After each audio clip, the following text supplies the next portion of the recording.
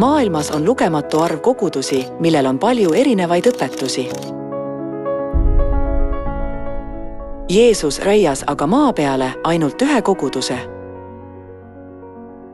Matteuse evangeelium 16. peatükk 18. salm. Sellele kaljule ma ehitan oma kogudused. Me peame otsima kogudust, mille Jeesus raias.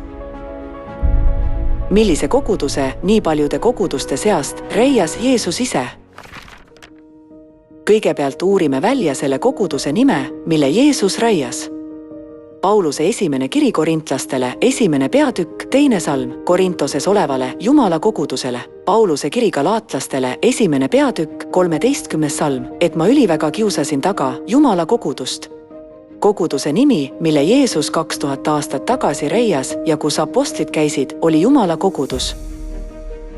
Kas siis ainuüksi nimi Jumala kogudus tõestab, et selle reias Jeesus? Ei. Teine tingimus on see, et Jumala kogudus peab olema rajatud Jeesuse verega. Apostlite teod 20. peatükk, 28. salm. Karjastena hoiaksite Jumala kogudust, mille ta on saanud iseenese vere läbi, kuna kogudus rajati Jeesuse verega. Jumala kogudusel peab olema Jeesuse veri. Miks Jeesus oma verega koguduse reias? See on meie pattude andeks andmiseks.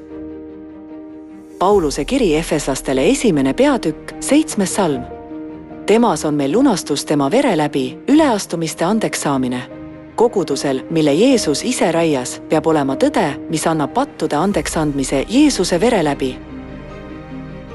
Kuidas me siis saame Jeesuse vere läbi pattude andeks andmise? Me ei pea mitte ainult uskuma, et meie patud võidakse Jeesuse vere läbi andeks anda, vaid me peame ka tema verest osa saama. 1. kiri korintlastele, 10. peatükk, 16. salm. Õnnistuse karikas, mida me õnnistame, eks see ole Kristuse vere osadus. Leib, mida me murrame, eks see ole Kristuse ihu osadus. Me võime õnnistuse karikaga osa saada Kristuse verest. Millisele tõele viitab siis õnnistuse karikas, mis lubab meil osa saada Kristuse verest? Luuka evangeelium 22. peatükk, 15. salm. Ma olen südamest igatsenud seda paasatale süüa ja ta võttis leiva, tänas. See on minu ihu, mis teie eest antakse. See karikas on uus leping minu veres, mis teie eest valatakse. Uue lepingu paasapüha pidades saame osa Jeesuse verest ja võtame vastu pattude andeks andmise. Kogudus, mille Jeesus ise reias ja kus apostlid käisid, on Jumala kogudus, mis peab uue lepingu paasapüha.